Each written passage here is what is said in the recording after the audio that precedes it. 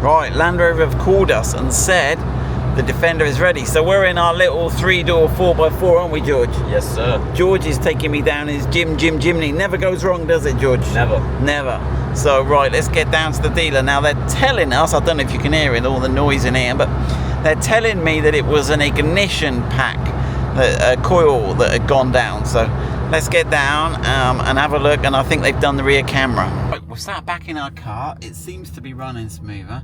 Let's just check with the diagnostics tool, check it's all happy. But it certainly sounds weird. So what we have done, so they've done the security update. So I took my 2 keys in, they've done something, they've locked the KVM, they've done the 2 keys, they have fixed our misfire, which is good, and it looks like that's, we'll just double check it now, and they fitted a new rear camera. So let's go in reverse and check. We've got, oh, look at that, crystal clear. Right, that's better. Right, let's go back into park. Okay, right, so let's have a look at any faults.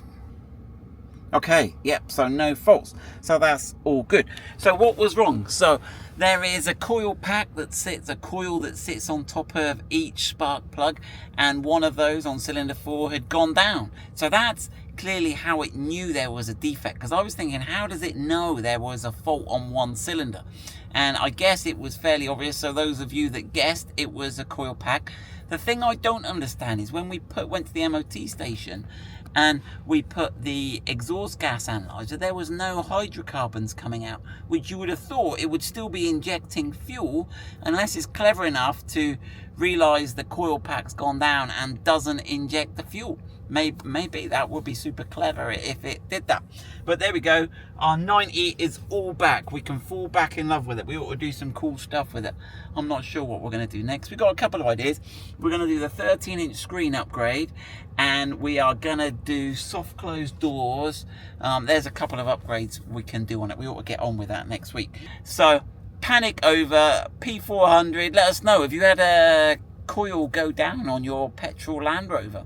Right, so have you just seen we collected the car? George gave me a hand. He's gone back to uni now. So let's just have a little bit more in-depth look in. So that coil pack it's not that expensive actually. It's £74. I'll put the part number on the screen now, so if you need to get one. And it seems to be specific to the 6-cylinder petrol engine. It doesn't seem to be used on the V8, which is interesting. I thought, well, maybe we've been a bit unfair on Land Rover, all these Land Rover hate comments.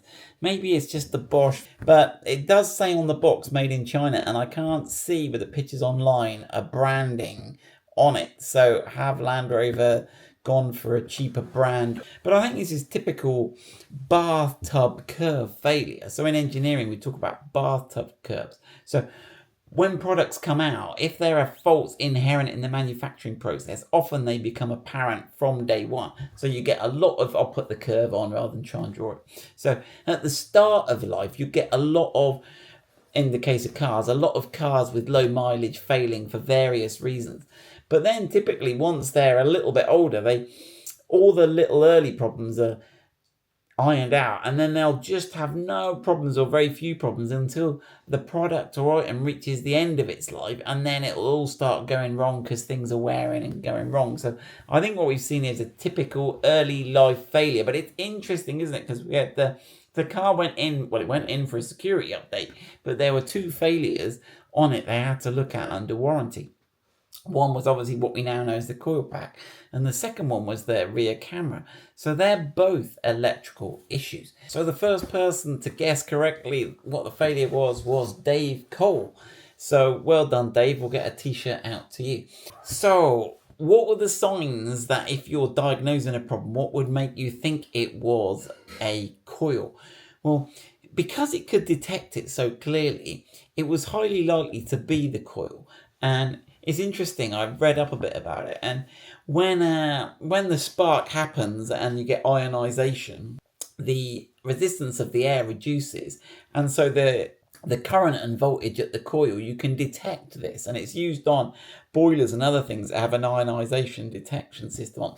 So I'm not sure if Land Rover used the same system, but it's certainly a possibility. So the fact that it was clearly detectable, if it was a timing or a compression issue, it would be less likely that the diagnostics tool could clearly see those continual misfire. Now, the red herring that put me and a lot of people off was the lack of hydrocarbons in the exhaust. And as I hypothesized, it does turn out that modern fuel injection systems are clever enough. If they detect that a coil or a spark plug has failed, then they will shut the injector off and not just keep injecting fuel, which obviously saves fuel, but more importantly stops your catalytic converter degrading, which it will do if you put unburnt fuel down the catalyst. So the best fault finding suggestion came from someone called Laz CM, and he said, well, I'm not sure what it is, but the first thing he would start with before you worry about doing compression tests would be to take the coil pack and even the spark plug and move them from cylinder 4 to another cylinder and see if the fault follows the coil and the spark plug, and obviously then you could move one or other of them. So that, I think, was the best advice. But even looking at the coils looks fairly scary under that modern bonnet. But anyway, we've got the car back. It's all working.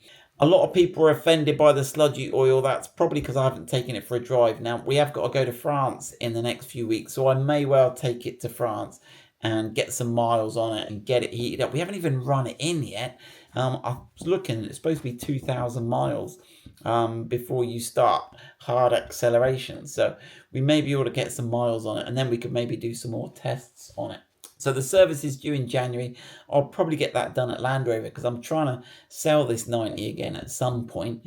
It's not going to sort of be one of our long-term fleet, although we've had it 2 years now already. The anti-theft thing is interesting. So Land Rover obviously done the update to fix the anti-theft. And I think that locks the KVM to those two keys. But I might have a little tinker and see if we can add an activity key, but it'll be a bit of a hack and I won't tell people what or how we've done it or what equipment we used. But if I can get the activity key working, that might be interesting. And it did get me thinking, just this last week, Apple have announced $1 million reward for anyone that can crack part of their new cloud AI system. Maybe Land Rover should offer, obviously, well, they should offer $1 million, but if they're confident in their staff, I mean, Apple actually say, we realize you've done the hard work for us by finding the vulnerabilities and weaknesses, and they will pay people who find these vulnerabilities and weaknesses. And I think car companies have got to start doing the same thing, offering rewards to people who can work out the system so that the knowledge is used by the good guys. And we also have some new security products, physical security products that will be here in the new year. So as soon as they're around, I'll show you those. But that is all for today. I hope you've had a good weekend and back to work Monday.